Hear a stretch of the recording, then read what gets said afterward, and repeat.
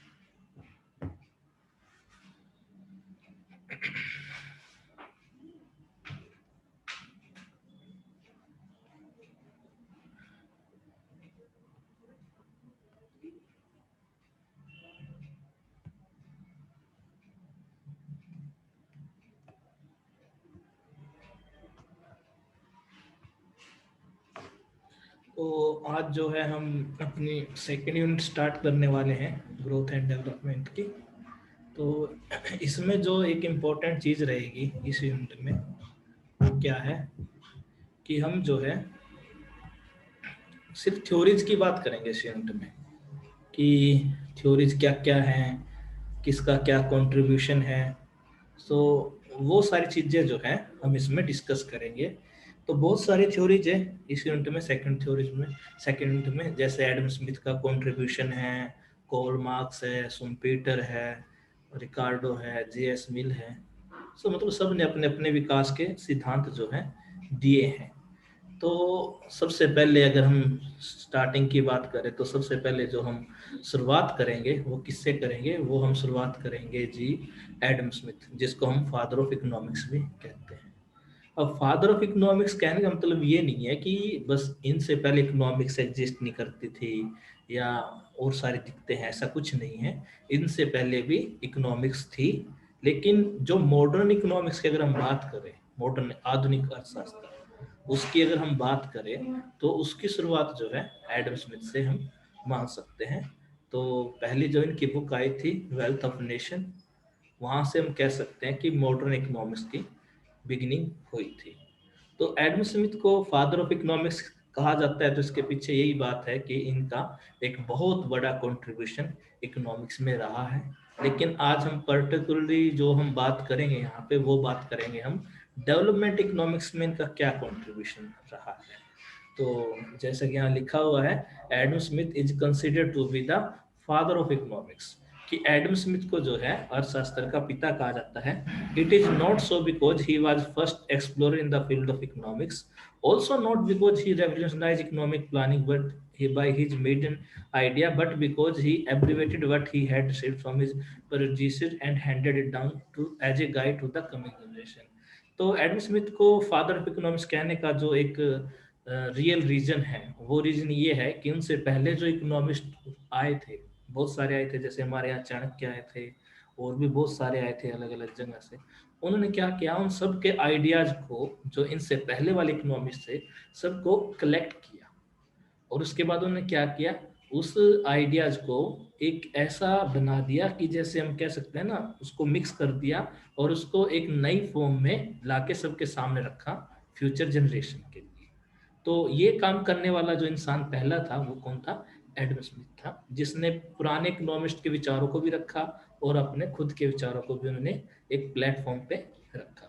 तो इसलिए जो है एडम स्मिथ जो है इतने ज़्यादा जो एक कह सकते हैं कि डिग्निटी वाले, या कह सकते हैं कि हम रिस्पेक्टेबल पर्सन रहे हैं इकोनॉमिक्स में। तो और ऐसा नहीं है कि इनकी सारी थ्योरीज ठीक है, सब बातें ठीक है। देखो, हर एक चीज़ का, हर एक इंसान का एक टाइम पीरियड होता है। जैसे अगर मैं बात करूं क्लासिक इकोनॉमिस्ट की, तो उनमें सबसे पहले नाम आता है एडम स्मिथ का। ठीक है। उसके बाद अगर मैं बात करूं पोस्ट क्लासिकल इकोनॉमिस्ट की, तो उसमें किसका नाम आता है, जे एम केन्स कह सकते हो आप। उसके बाद भी अगर बात करें तो बहुत सारे हैं, रेगनर है, फिशर, पता नहीं कौन कौन इकोनॉमिस्ट है। तो सबका एक टाइम पीरियड रहा है, और हर टाइम पीरियड में एक दो इकोनॉमिस्ट ऐसे आए हैं जिन्होंने एक रेवोल्यूशनरी चीजें बताई हैं। ठीक है, तो थ्योरीज की हम बात कर लेते हैं। तो इनकी कुछ एक बेसिक सी थ्योरी है जिसको हम कह सकते हैं कि ये मानते हैं कि अगर वो थ्योरी सही है तो किसी भी देश में विकास होगा, डेवलपमेंट होगा। तो इनकी जो एक थ्योरीज है उसके कुछ इंपॉर्टेंट सेक्शन कह लीजिए या इंपॉर्टेंट एलिमेंट एलिमेंट कह लीजिए, वो हम यहाँ पे डिस्कस करने वाले हैं। तो पहला जो इनका थ्योरी का है एलिमेंट, वो है नेचुरल लॉ, यानी कि प्राकृतिक नियम। Adam Smith proposed natural law in economics affairs. He advocated the philosophy of free and independent action. If every individual member of society is left to pursue his economic activity, he will maximize the output to the best of his ability.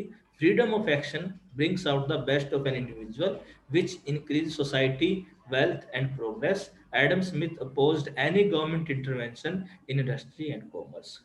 प्रकृति नियम, इसका मतलब ये है कि किसी भी देश को अगर विकास करना है तो उसको दो तीन चीजें करनी पड़ेगी। पहली चीज कि सबको जो है एक व्यक्तिगत आजादी मिलनी चाहिए। व्यक्तिगत आजादी का मतलब ये है कि कोई बंदा कहाँ पे इन्वेस्ट करना चाहता है, कहाँ नहीं करना चाहता है, कितना इन्वेस्टमेंट करना चाहता है, उसको फुल फ्रीडम दी जाएगी। उसके जहाँ पे उसका मन होगा इन्वेस्टमेंट करने का वो करेगा। उसके ऊपर कोई प्रेशर नहीं होगा, कोई बर्डन नहीं होगा। इसके अलावा उसको कोई, कहते हैं ना, उसको भाई कोई हर्डल नहीं आएगी। इट मीन्स टोटल जो है एक इंडिविजुअल इंडिपेंडेंस होनी चाहिए सोसाइटी में। इनका जो ये प्राकृतिक नियम है वो ये कह रहा है। तो ये कह रहा है कि जब एक आदमी को हम फ्रीडम दे देंगे तो वो सब कुछ अपने बेस्ट इंटरेस्ट के लिए करेगा। सीधी सी बात है, कोई आदमी अगर इन्वेस्टमेंट कर भी रहा है तो उसका मकसद क्या होगा कि मुझे जो है मैक्सिमम सेटिस्फेक्शन मिले। और सेटिस्फेक्शन किससे मिलेगी? प्रॉफिट से मिलेगी। सीधी सी बात है। तो इसने कहा है कि भाई इसके लिए सोसाइटी को ऊपर किसी का प्रेशर ना हो, ये नेचुरल लॉ है। इन्होंने जैसे लास्ट लाइन अगर मैं दोबारा से पढ़ूं, Adam Smith opposed any government intervention in industry and commerce, कि इंडस्ट्री जो काम कर रही है, जो ट्रेड चल रहा है, उसमें किसी की भी दखल अंदाजी नहीं होनी चाहिए। ये एडम स्मिथ का प्राकृतिक नियम है। आगे अगर मैं पढ़ता हूँ इसमें, he was a staunch free trader and advocate the policy of laissez faire in economics. He opines that natural laws are superior to law of state। तो इन्होंने कहा है कि जो प्रकृति का नियम है वो किसी भी सरकार के नियम से ज्यादा स्ट्रॉन्ग है।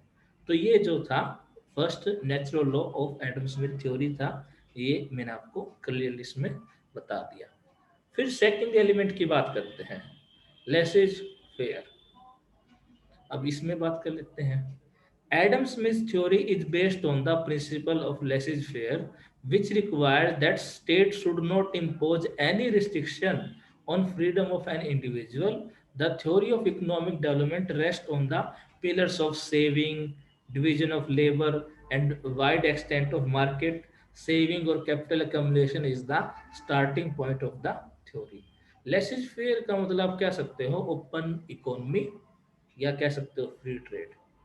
लेसेज फेयर का यही मतलब है कि एक स्टेट में जो भी इकोनॉमिक एक्टिविटी चल रही है, जो आर्थिक गतिविधियां चल रही हैं, उसमें सरकार का किसी भी तरह का इंटरफेरेंस नहीं होना चाहिए। और जो सरकार का मेन काम है वो क्या है?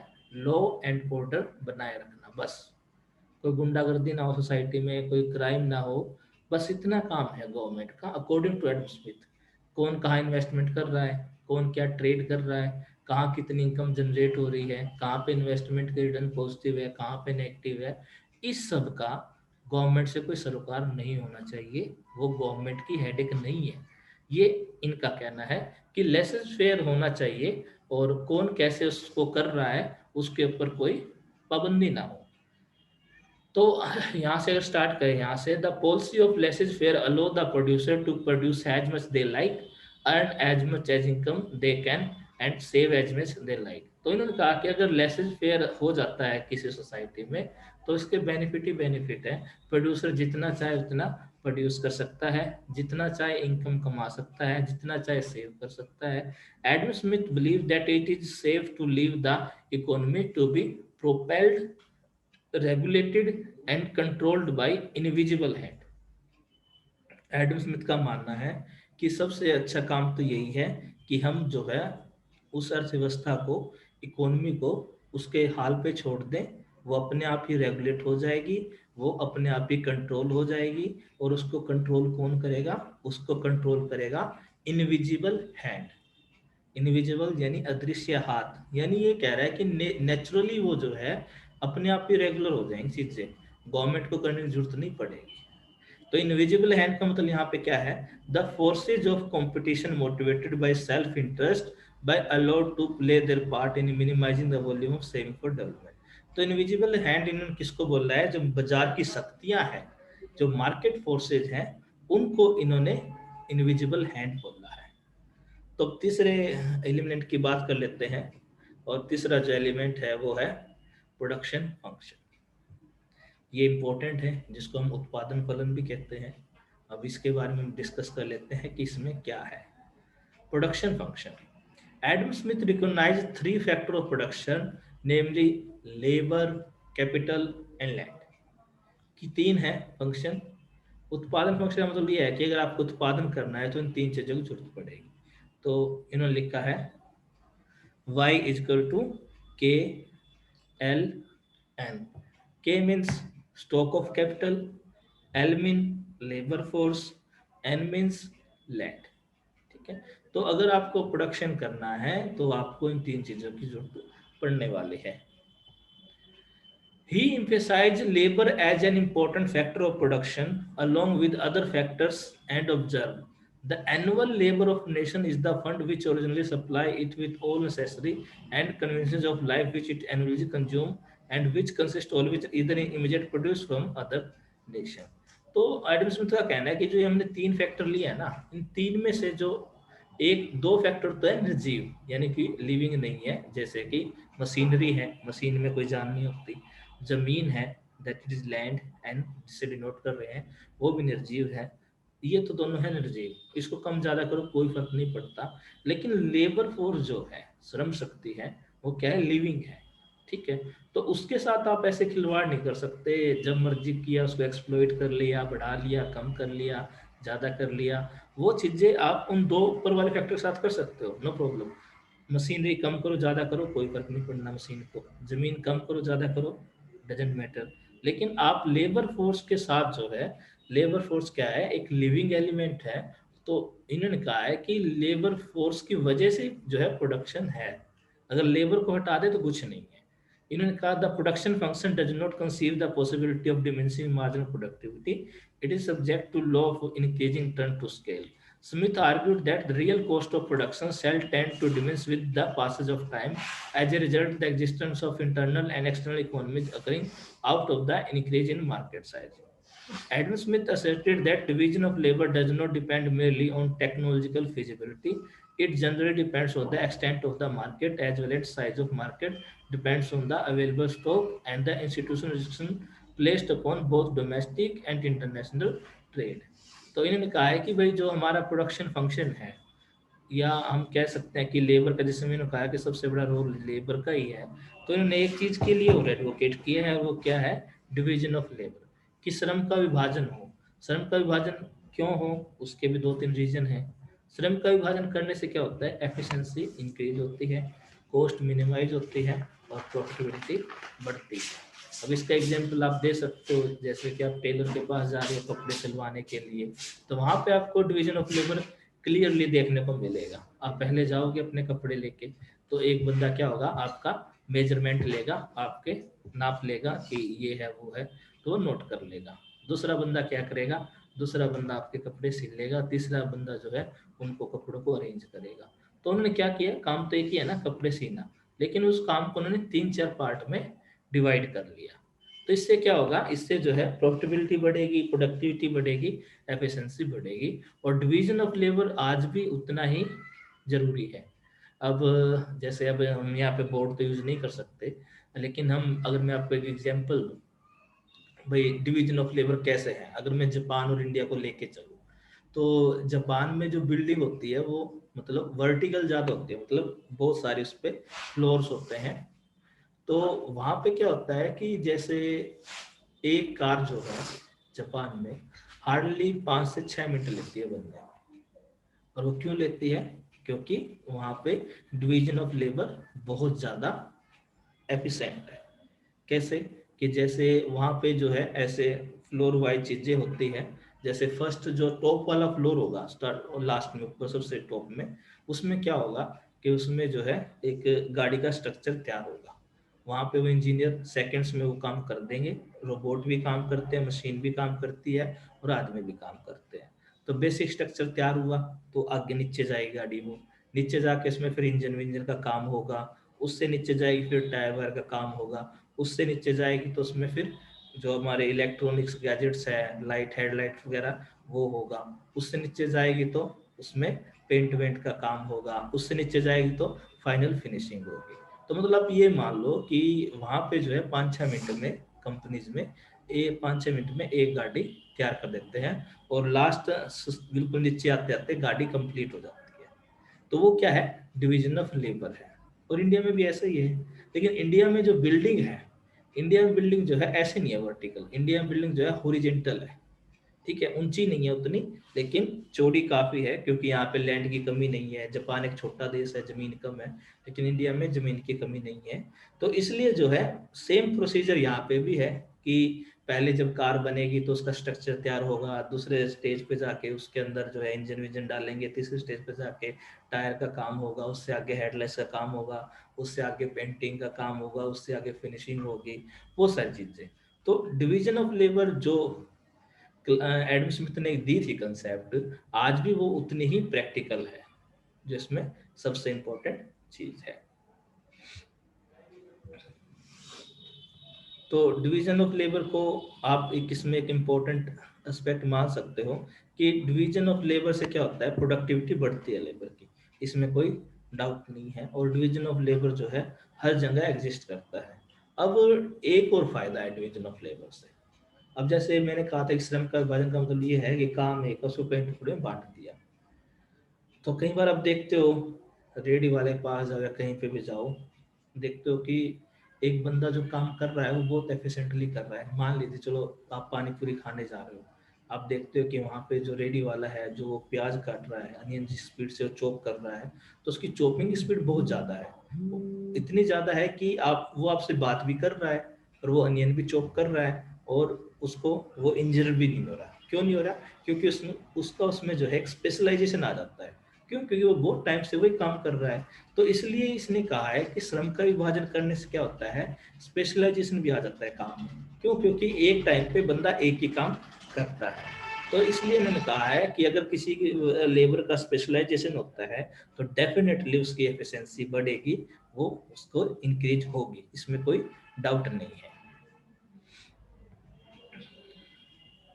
तो यहाँ पे ये तीन जो हमने बात की थी यहाँ पे फिर से आ गई है कि वेल्थ ऑफ नेशन में जो इन्होंने कहा कि डिवीजन ऑफ लेबर के तीन बेनिफिट कौन कौन से हैं। तो पहला जो बेनिफिट है, increase of dexterity of workers. ठीक है, वर्कर्स की एफिशिएंसी बढ़ेगी। दूसरा है savings, saving time required to produce commodity. अब जैसे जैसे डिवीजन ऑफ लेबर होगा तो टाइम कम लगेगा प्रोडक्शन में। तीसरा है invention of better machines and equipments, कि धीरे धीरे जो है बढ़िया मशीनरी आएगी, एक स्पेसिफिक काम के लिए वो चीजें भी हो सकती है। The third advantage implied that innovation is the result of workers intelligence. उन्होंने कहा कि जो तीसरा जो इसमें बात लिखी है कि बढ़िया मशीन आएगी, आविष्कार होंगे, वो लेबर की इंटेलिजेंस की वजह से होंगे। But Smith wrote that worker becomes as stupid as ignore it is possible for human creature to become as a result of division of labor. Division of labor necessarily leads to exchange of goods, which highlighted the importance of trade. In short, division of labor leads to exchange of goods, which in turn promote trade and widens the extent of market. Wide extent of market is an essential prerequisite for economic development. तो ये था इसका श्रम का विभाजन, बहुत important aspect है और आज भी प्रैक्टिकल है। अब चलते हैं जी कैपिटल अकोमोडेशन, जिसको हम बोलते हैं पूंजी संचय। It is the pivot, it is the pivot around The theory of economic development revolves the growth is functionally related to rate of investment. According to Smith, any increase in capital stock in a country generally leads to more than proportional increase in output on account of continually growing division of labor. इसमें क्या है, capital जो आपका कैमुलेशन है, इसमें देखो दो तीन चीजें इंपॉर्टेंट है। पहली चीज क्या है, कैपिटल स्टॉक का मतलब होता है मशीनरी। कि देखो अगर आपको प्रोडक्शन करना है तो आपको दोनों चीज की जरूरत पड़ती है। ये नहीं है कि आपने सारी लेबर को हटा दिया और सिर्फ मशीन से काम चलाओगे, नहीं। उस मशीन को ऑपरेट करने के लिए भी तो आपको इंसानों की जरूरत पड़ेगी ना। तो ये इसमें देखो आगे हम कार्ल मार्क्स पढ़ेंगे तो वहाँ पे एक जगह कन्फ्लिक्ट आएगा। वहाँ पे कार्ल मार्क्स की अगर हम बात करें तो कार्ल मार्क्स कहता है कि मशीन जो है इंसानों की दुश्मन है क्योंकि उसका रोजगार छीनती है। अब इसका आंसर अगर मैं आपको दूं, जब जैसे स्टार्टिंग में कंप्यूटर आया इंडिया में, राजीव गांधी जी कंप्यूटर लेके आए 90 के दशक में, तो बहुत से लोगों ने विरोध किया कि कंप्यूटर आ गया, बेरोजगार हो गए, ये है वो है। और उनकी बात कुछ हद तक ठीक भी थी और काफ़ी लोगों का रोजगार चला भी गया। जो कि बही खातों का काम करते थे, बही खातों को किसने रिप्लेस कर दिया, टैली ने रिप्लेस कर दिया। और भी कैलकुलेशन थी, अकाउंटेंट का काम छीन लिया, क्यों? क्योंकि कंप्यूटर आ गए थे। तो ये सच है कि स्टार्टिंग में जब मशीनरी से हम मशीनरी को रिप्लेस करते हैं लेबर के साथ तो एम्प्लॉयमेंट कम होता है। लेकिन अगर आप देखोगे अब उसी कंप्यूटर ने कितनी सारी जॉब जनरेट कर दी है, आप ये देखो 10-20 ऐसे एरिया हैं जिसमें कंप्यूटर एक्सपर्टीज चाहिए। कैसे? अगर आपको सॉफ्टवेयर इंजीनियरिंग बनना है, वो एक अलग जॉब है, ठीक है। उसके लिए आपको इतनी टाइप की जॉब है, वेब होस्टिंग करनी है, वेब डिजाइनिंग करनी है, एनिमेशन करना है, कोडिंग डिकोडिंग करनी है, इथिकल हैकिंग करनी है। इतनी सारी जो जॉब्स क्रिएट की है कंप्यूटर ने, ठीक है। वो मैंने माना कि स्टार्टिंग में कंप्यूटर ने जॉब छीन ली, लेकिन उससे कई गुना ज्यादा जनरेट भी तो किया है ना। अब जैसे आप रोबोट बना रहे हो, आप स्पेस के लिए कोई मिशन कर रहे हो, सब कुछ कंप्यूटर से ही पॉसिबल हुआ है, ठीक है। तो मशीन को हमें अपना दुश्मन नहीं मानना चाहिए क्योंकि वो मशीन भी जो है हमें ही चलानी है, सीधी सी बात ये है, ठीक है। तो वो एक बात कहना कि कार्ल मार्क्स से मैं पूरी तरह एग्री नहीं करता हूँ कि उन्होंने कहा था कि भाई जितनी ज़्यादा मशीन होगी इंसान उतना ज़्यादा बेरोजगार हो जाएगा, ऐसा नहीं है। मशीन और इंसान को साथ मिलके जो है काम करने की ज़रूरत है, और एंड वाइस वर्सा। तो इसमें जो तीन चीज़ें मैं कह रहा हूँ कि कैपिटल एक्यूमुलेशन में यही है जो एक इम्पोर्टेंट बात है कि जितना हर साल जो है कैपिटल जो पूंजीपति होता है उसका एक देखो नेचर होता है। और वो नेचर कैसा होता है कि जैसे उसने प्रॉफिट कमा लिया, उसने प्रोडक्शन किया, लेबर को उसने सिर्फ उतनी ही मजदूरी दी जितने में उसका गुजारा हो जाए, ठीक है। मान लीजिए कि लेबर से उसने 8 घंटे काम कराया, सिंपल सा फैक्ट बताता हूँ आपको, 8 घंटे काम किया और उसको उसने 300 रुपये दे दिए, ठीक है। अगले दिन मजदूर फिर आ जाएगा, तो अगर 300 की जगह आप उसे 1000 दे दो उस दिन कि यार इसने तो बहुत मेहनत की है बेचारे ने, क्यों ना इसको इसकी वेज रेट ज़्यादा कर देते हैं, 1000 कर देते हैं, तो इस बात के काफ़ी चांसेस है कि वो नेक्स्ट डे काम पे नहीं आएगा, ठीक है। तो कैपिटलिस्ट का जो नज़रिया है वो ये है कि आप सिर्फ उनको उतनी ही मजदूरी दो जिससे उनका गुजारा हो सके। अगर आप उनको ज़्यादा जरूर से ज़्यादा मजदूरी दोगे तो वो क्या करेंगे, वो आराम करना प्रेफर करेंगे compare to get on work. काम करना वो कम पसंद करेंगे, आराम करना वो ज़्यादा पसंद करेंगे, क्यों? क्योंकि उनके पास पैसे ज़्यादा आ जाएंगे। तो इसलिए कि ये मेंटलिटी है स्टार्टिंग से। तो इसलिए हम क्या करते हैं, शुरू से कैपिटलिस्ट क्या करता है, काम उसने 1000 का किया होता है, हम देते उसको 200 रुपये है या 500 रुपये है, मतलब जितना वो डिजर्व करता है उससे कम करते हैं। तो जितना मान लीजिए उसने काम किया 1000 का, हमने दिया उसको 300 रुपये, 700 रुपये तो बचे कैपिटलिस्ट के पास। तो वो 700 रुपये कर करके जो है हर साल वो लाखों करोड़ रुपए बचा लेता है। लेकिन यहाँ पे आप समझदार देखो कैपिटलिस्ट की, फिर वो जो लाखों करोड़ रुपए उसने बचाए हैं कैपिटलिस्ट ने, जो उसने सेव किया है, वो क्या करेगा, अपना बिजनेस बढ़ाएगा। पहले उसके पास 50 मशीन थी, फिर वो 50 और मंगा लेगा, तो फिर 50 और मंगा लेगा, और बड़ा प्लांट ले लेगा, और बड़े ट्रांसपोर्ट व्हीकल्स ले लेगा। मीन्स वो अपना बिजनेस एक्सपेंड करता जा रहा है, मतलब खराब नहीं कर रहा पैसा अपना। देखो इसमें दो सिनेरियो है, एक सेविंग तो करता है कैपिटलिस्ट, तो कैपिटलिस्ट जो सेविंग कर रहा है ना वो उसको री इन्वेस्ट कर रहा है, मतलब उस पैसे को फिर से लगाना है फैक्ट्री के अंदर। और एक तरफ है मजदूर, मजदूर के 300 रुपए देने थे, 1000 दे दिए, तो 700 रुपए एक्स्ट्रा मिले तो क्या करेगा, खाना पीना, कपड़े ले आएगा, शादी वादी में जाएगा, और कोई फंक्शन अटेंड करेगा। मतलब उसको 700 रुपए ज्यादा दे के गलती की हमने, क्योंकि उसने सारे कंजप्शन पे लगा दिया ना, इनकम तो जनरेट नहीं हुई है। लेकिन कैपिटलिस्ट इसका सेम उल्टा है, एंटरप्रेन्योर वो क्या करता है, जैसे ही उसके पास प्रॉफिट आता है, बेनिफिट्स होते हैं उसको, तो वो उसको उसी काम में फिर से री इन्वेस्ट कर देता है। तो इसको बोलते हैं कैपिटल अकमलेशन, कि एक बंदा हर साल मशीनरी बढ़ाए जा रहा है, पहले 50 30 थी, फिर 200 है, फिर 300 है। तो ये क्या है, ये बिजनेस को एक्सपेंड करना क्या कहलाता है, दिस इज कॉल्ड कैपिटल अकमलेशन। और इससे उसका बिजनेस और ग्रो करता जाता है।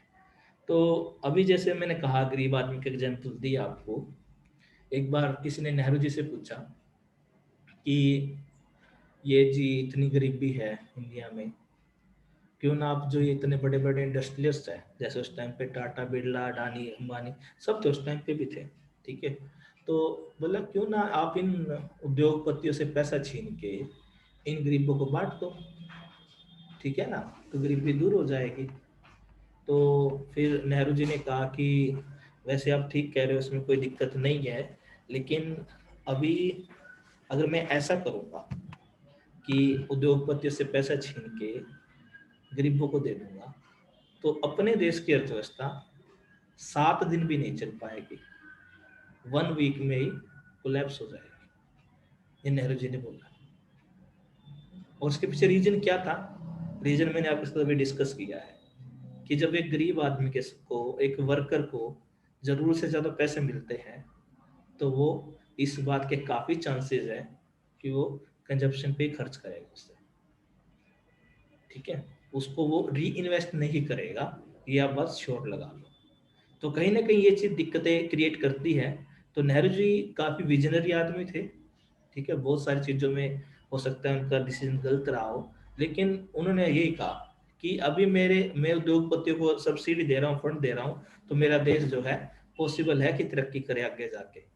लेकिन अगर मैंने इनसे पैसा छीन लिया और गरीबों को बांट दिया, तो एक हफ्ता भी मेरा देश नहीं चल पाएगा, क्योंकि वो हो ही नहीं सकता।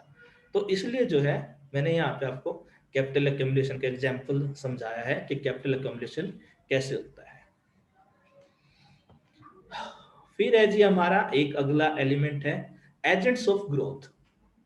एजेंट्स ऑफ ग्रोथ में भी काफी चीजें हैं, मैं थोड़ा इसको रीड करता हूँ। Smith has observe that farmer, producer and businessman are the important agents of economic growth.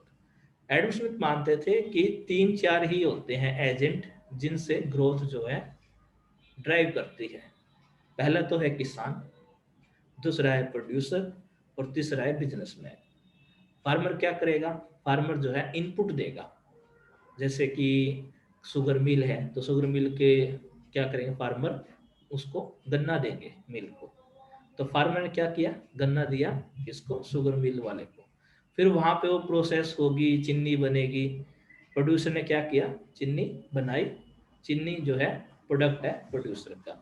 उसके बाद क्या होगा, प्रोड्यूसर अपने पास तो नहीं रखेगा ना चीनी, वो क्या करेगा, मार्केट में जो बड़े बड़े व्यापारी हैं जिनको बिजनेसमैन बोलते हैं, उनको वो प्रोडक्ट बेच देगा, वो फिर आके बेच देंगे। तो फिर क्या होगा, और जो फार्मर ने जो उगाया था वही जो उसको चीनी मिलेगी, फाइनल जो गुड है। तो ये तीन जो है एडम स्मिथ ने क्या किया है, एजेंट माने हैं इकोनॉमिक ग्रोथ के। It was the free trade, enterprise and competition that led farmers, producer and businessmen to expand the market, and which in turn made the economic development interrelated. The development of agriculture leads to increase in construction work and commerce. When agriculture surplus arise as a result of economic development, the demand for commercial service and manufactured article arise. तो ये कहते हैं कि जैसे जैसे agriculture में innovation होगा, agriculture grow करेगी, तो क्या होगा, जो दूसरे सेक्टर हैं वो भी ग्रो करना स्टार्ट करेंगे, जैसे कि इंडस्ट्री है, और अपना फैक्ट्री है, कमर्शियल सेक्टर है, वो भी जो है ग्रो करेंगे। तो हमें एक बात अपने दिमाग में रखनी है कि ये जो अलग अलग सेक्टर है ये कॉम्पिटिटर नहीं है, they are complementary. Industry sector के बिना एग्रीकल्चर सेक्टर अधूरा है, और एग्रीकल्चर सेक्टर के बिना इंडस्ट्री अधूरी है। फॉर एग्जाम्पल आप जो है एग्रीकल्चर में जो है आपने इनपुट दिया, और इनपुट के बदले में आपने उससे क्या लिया। एग्रीकल्चर क्या दे रहा है उनको, लेबर दे रहा है और कुछ चीजें जैसे रॉ मटेरियल दे रहा है, वो सारी चीजें जो है दे रहा है। लेकिन बदले में एग्रीकल्चर ले भी तो रहा है ना, क्या ले रहा है, खाद ले रहा है, बीज ले रहा है, मशीनरी ले रहा है उनसे, इंडस्ट्री सेक्टर से। तो basically just I want to say कि ये दोनों जो सेक्टर है दे आर इंटरडिपेंडेंट, वो एक दूसरे के ऊपर डिपेंड है, बिना वो एक दूसरे के साथ ही ग्रो करेंगे, एक दूसरे के बिना वो ग्रो नहीं करेंगे। तो ये आपको ध्यान रखना है। फिर आता है जी प्रोसेस ऑफ ग्रोथ, कि चलो ये सारी चीजें ठीक होगी इकोनॉमी में, सब कुछ अपना फार्मर अपना काम अच्छे से कर रहा है, प्रोड्यूसर अपना काम अच्छे से कर रहा है, बिजनेस में अपना काम अच्छे से कर रहा है, तो ग्रोथ कैसे होगी, क्या उसकी स्टेजेस होंगी। तो ये हमें देखना है कि इसमें जो है कैसे नेचुरल ग्रोथ होगी।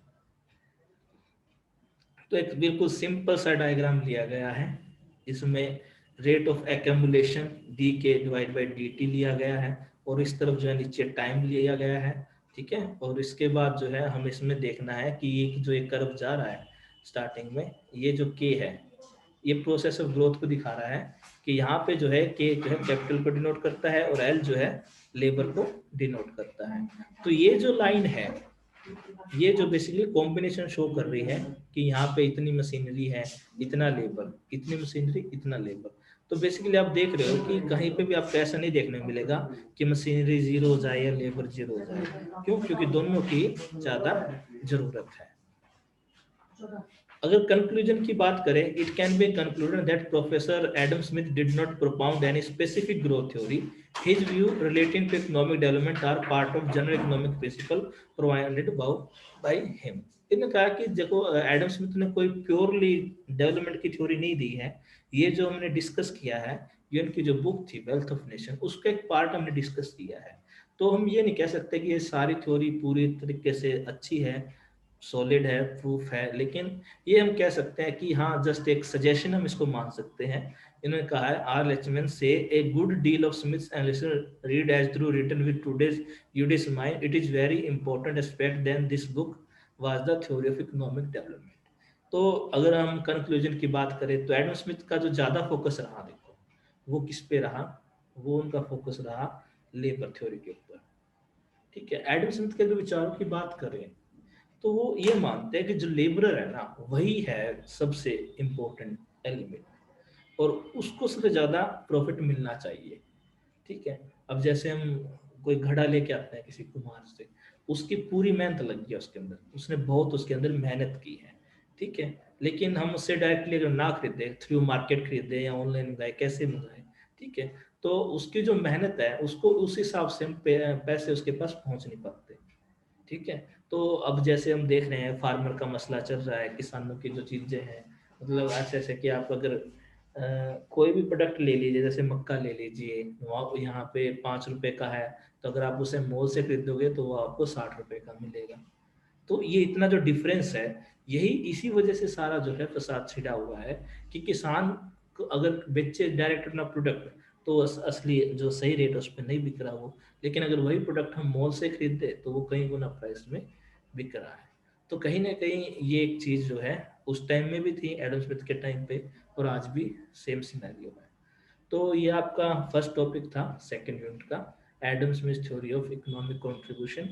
और ये टॉपिक मैं आपके साथ शेयर भी कर दूंगा, और आई थिंक बहुत सारे स्टूडेंट के ये बुक में भी होगा।